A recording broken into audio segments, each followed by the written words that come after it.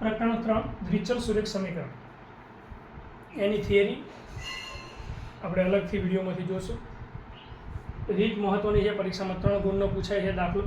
આદેશની રીતે ઉકેલ મેળવો આવું તમને લખ્યું હોય, અને આ દ્વિચલ છે. દ્વિચલ એટલે x અને y એવા બે ચલ છે. બંનેની એવી કિંમત શોધવાની કે જેથી આમાં મૂકો તો એનો જવાબ 14, અહીંયા મૂકો તો 4. ઘણી વખત એવું થાય કે આ તો સરળ છે, તો તમે વિચારીને પણ નક્કી કરી શકો x અને y ની વેલ્યુ.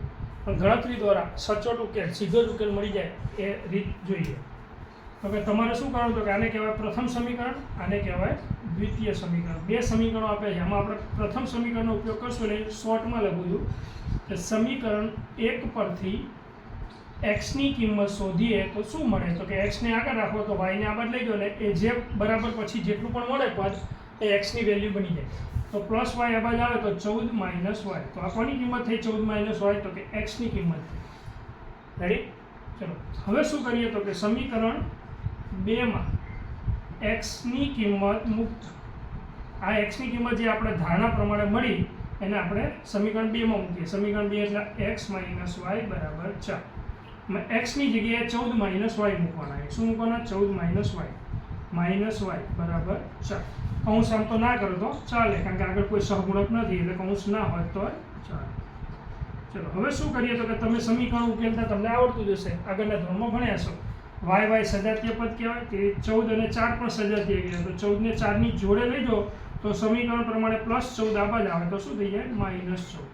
અને y બંને માઇનસ એટલે ભેગા થઈ -2y. બંનેની સાઇન નિશાની સરખી હોય તો સરવાળો થાય એટલે કે સંખ્યામાં વધારો થાય અને નિશાની એ જ રહે. 14 માંથી 4 જાય તો -10 વધે. આની નિશાની પણ એમ બને. હવે તમને ખબર હોય તો કે y અને 2 ની વચ્ચે આ y નો સહગુણક -2 એટલે ગુણક છે. તે ગુણક અહીંયા જતો રહે તો ભાગાકારમાં જાય.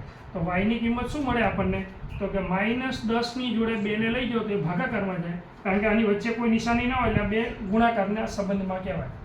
2 વડે 10 ને ભાગશો તો 2 × 5 = 10. મનમાં ભાવે માઇનસ માઇનસ પ્લસ, જો એક જ માઇનસ હોય તો માઇનસમાં. તો આપણને y ની કિંમત મળી ગઈ કે ભાઈ y ની કિંમત એક્ઝેક્ટ કયો અંક હશે? 5 હશે. x ની કિંમત હજુ આપણને નથી મળી, અહીંયા મળી હતી એ તો હજુ પ્રોપર નથી. તો એને શોધવા માટે તો કે અહીં લખી દઈએ કે x બરાબર 14 માઇનસ y જે સમીકરણ છે એમાં y બરાબર 5 મૂકતા શું પરિણામ મળે જોઈએ. 14 ના 14, y ની જગ્યાએ 5. તો આપણને 14 માંથી 5 જાય તો કેટલા મળે? 9. બસ આ મળી ગઈ બે કિંમત. તમારે તાળો મેળવવો હોય તો મેળવી લો. x ની જગ્યાએ 9 મૂકો તો 9 અને 5, 9 × 5 = 14, 9 માંથી 5 જાય તો 4. તાળો મળી જવો જોઈએ. બીજો દાખલો.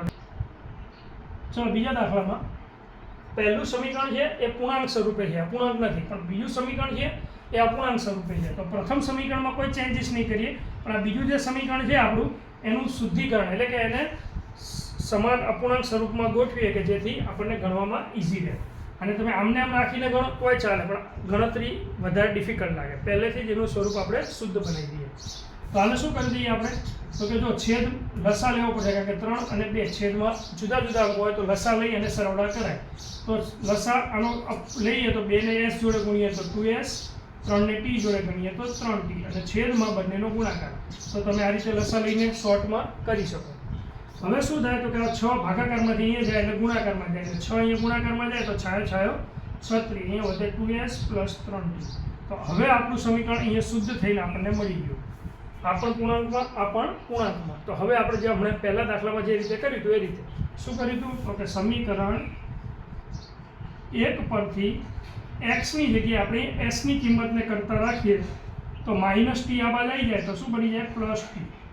રેડી? હવે શું કરીએ, તો કે આ બાજુના બોર્ડમાં કહીએ સમીકરણ 2માં s ની કિંમત મૂકતા એ x ની જગ્યાએ s વાપરવાનો છે.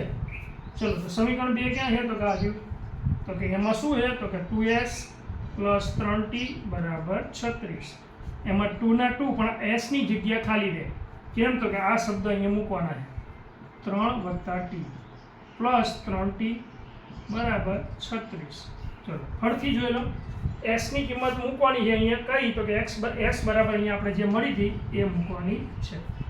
ચલો અહીંયા સાદુરૂપ આપો તો કે 2 વડે આને ગુણો તો 2 × 3 = 6 અને 2 × t 2t, 3t = 36. ચલો હવે સમીકરણ ઉકેલો. અગાઉના દાખલામાં ઉકેલ્યું હતું એ રીતે કે ભાઈ 6 36 ની જોડે સજાતીય છે એટલે એને આ બાજુ લાવો એટલે માઇનસ થઈ જાય. આ બંનેની નિશાની સરખી એટલે સરવાળો થઈને 5t થઈ જાય અને નિશાની મોટાની અથવા બંનેની આગળ જે હોય તે. ચલો આનો ઉકેલો તો 5t બરાબર 36માંથી 6 જાય તો 30. બંને પ્લસ, આ પ્લસ હતું નાનો મોટાની નિશાની એટલે આ પણ પ્લસ. હવે 5 ભાગાકારમાં જાય તો t બરાબર 30/5. 5 વડે ભાગો તો 5 6 30. 5 6 30. આવું ચેકીને લખવાની જરૂર નથી, મનમાં સીધા લખી દેવાનું. તો એ ટીની કિંમત મળી ગઈ. હવે એસની કિંમત શોધવા તો કે આ સમીકરણ ફરીથી લખવું પડે આપણે અહીંયા કે ભાઈ એસ બરાબર 3 વત્તા ટીમાં ટી બરાબર 6 મૂકતા. ચલો એસ બરાબર 3, ટીની જગ્યાએ શું મૂકી દઈએ આપણે 6. તો એસ બરાબર કેટલા મળશે 9. તો આ પણ મળી ગયું, આ પણ મળી ગયું. તાળો મેળવો તો મેળવી લો. 9 આમાંથી 6 જાય તો 3, અહીં 9 ના 3 ભાગ કરો તો 3 અને 6 ના 2 ભાગ કરો તો 3. 3 વત્તા 3 6. તાળો મળી ગયો.